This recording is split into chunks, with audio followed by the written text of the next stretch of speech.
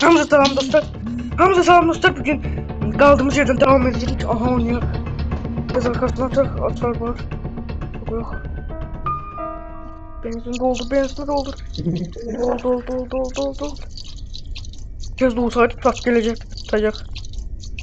Tez ol. Tez doldu. Aha. Doldu. Koyak tez bağlayak. Gelir öldürürsün. Gelme. Aha. Tapma oğlum burayı. Yaxşı yok da elektriklik. Aha da orada. Aha. Kaç. Korktum ya. Yardım görecek. Görse ayvayı yemiştik vallahi. Şu oldu. Aha. Tez koyak bırak. Bağladık kapağında. Gelir görecek. Lazım eşya.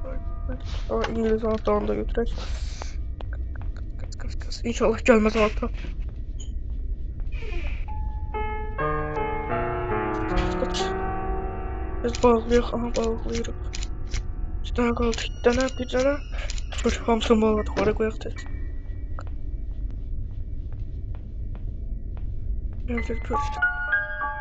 Gitmeliyim. Olsam her şey yeniden başlıyor. Ya tez çıkıp tutularım ya. Oradan başlar. Allah gelir. Kaç. Gelir. Tez ol. Aha.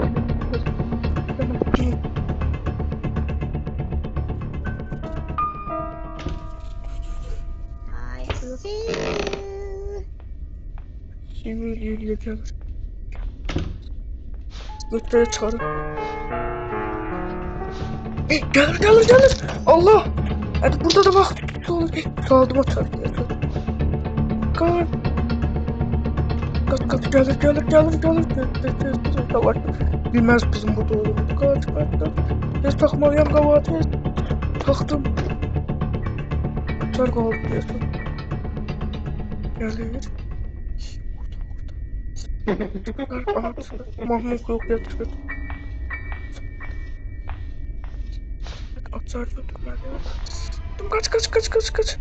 İnşallah gelmez. Kaç.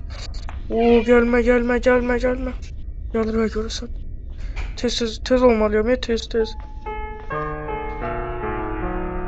Orada değil bu.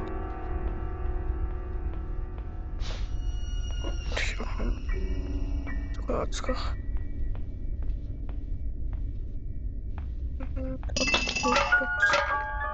Kaç.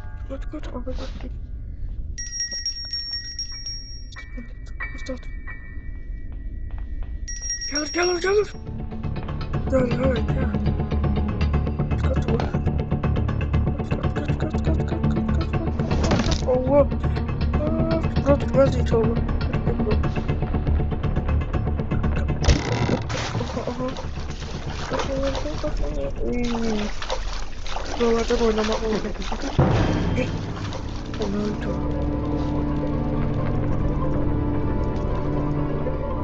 Orada korkuldu. Hareket. İçinde çakralar.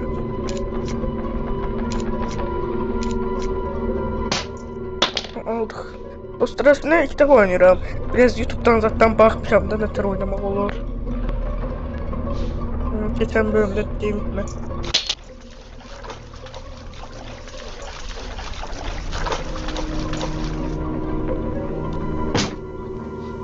Geldi. Atak burada. Kaçırık. Götür kapıyı.